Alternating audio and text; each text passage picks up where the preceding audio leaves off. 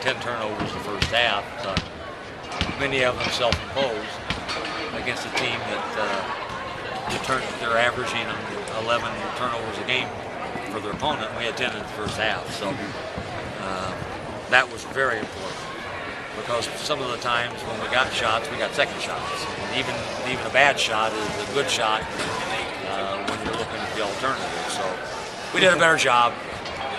We got frustrated in the first half.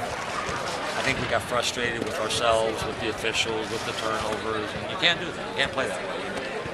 We allowed our emotions to show. We talked about that at halftime. Let it, leave it in the locker room. Forgive yourself, forgive a teammate, forgive me for yelling at you, but don't forget how you made the turnovers and don't have them in the second half. We were much better composed. Played the way I bet the team should play.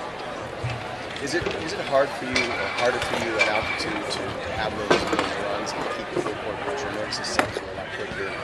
Kawhi, I think, looked like he asked to come out a couple of times, which he never does. And it seemed like you started to get a run together like you normally would, and then it's hard to get separation.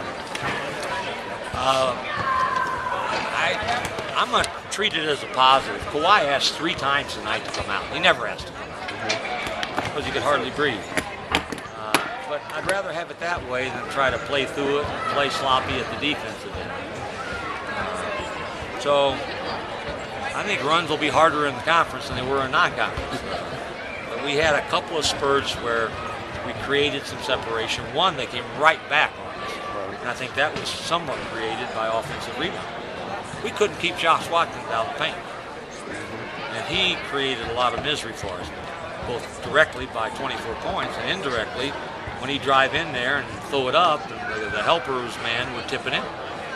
So we had a hard time handling his dribble penetration. And that was an emphasis of yours going into the game. So what happened? Just bad legs? Or he's good. He's good, and he made some plays.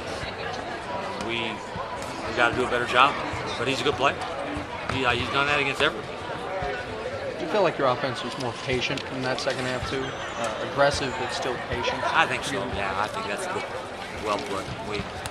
I think in the first half at times, even when we created a couple of runs, we shot 3 straight threes when we were too tired to shoot at threes.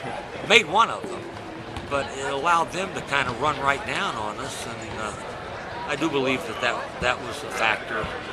Second half, they played a lot of zone on us. And I thought after a while, when we started saying, okay, we want to throw the ball into the seam of the zone, so Malcolm, and then later on we put Kawhi in there, we were more effective. But we were more patient. We didn't shoot it we didn't shoot the first open 3 as often as we did in the first half. How much better you have to play? You in the league coming up, and then BYU on the road. Will those games be? They're all tough. They're all tough. You have to play well enough to win, and we've done that so far. So hopefully home crowd will help us, and we will be looking forward to getting on that plane, getting out of here, and getting home, and enjoying being 17-0. Did Utah seem like a 9-loss team looking at them tonight? Utah's had lots of games where I read what Jim said, that they're 2 plays here, 3 plays there away from some more victories, and that's the nature of what we do. And nobody cares. All they want to know is, did you win? It's easier to get ready for the next game when you win. And the challenge when you don't win is to blow your back and practice as hard as if you had won 17 straight. Maintain your confidence. And that's the challenge that we all have when we're on a bit of a losing streak. Does DJ feel like that kind of player, a ticking time bomb, to have a first half where it's, subtle, but then a second half where he explodes?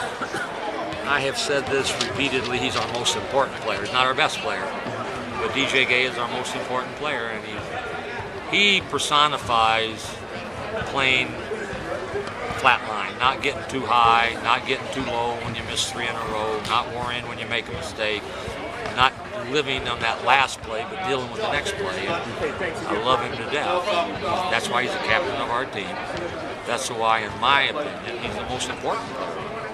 He made some plays again tonight. He's done that repeatedly.